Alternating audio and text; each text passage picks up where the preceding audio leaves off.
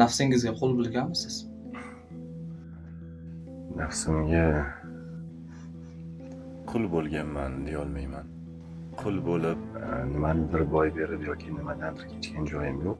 Lekin inson zoti borki, nafsini ortidan quvgan. Siz uchun eng katta afsus nima? Kerakli joyda bo'la olmaslik va kerakli gapni ayta olmaslik, kerakli insonlar uchun nimadir qila olmaslik. Sizga nisbatan qilingan xiyonatga javobingiz qanday bo'ladi? Kechiladi mutlaqo. Mutlaqo kechiladi. Ya'ni umuman o'z orasida shunday to'g'ri.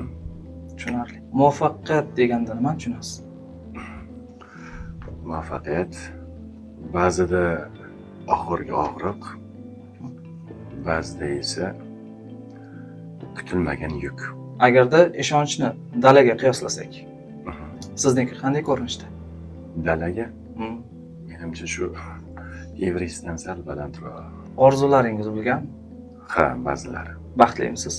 Bu juda katta tushuncha. Baxt har kimning ichida.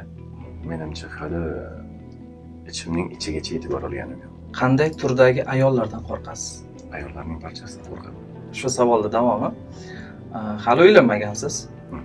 Sizga iymonli lekin chiroyli bo'lmagan ayolmi yoki chiroyli bo'lib lekin iymoni bo'lmagan ayol? Qaysi birini xohlardingiz?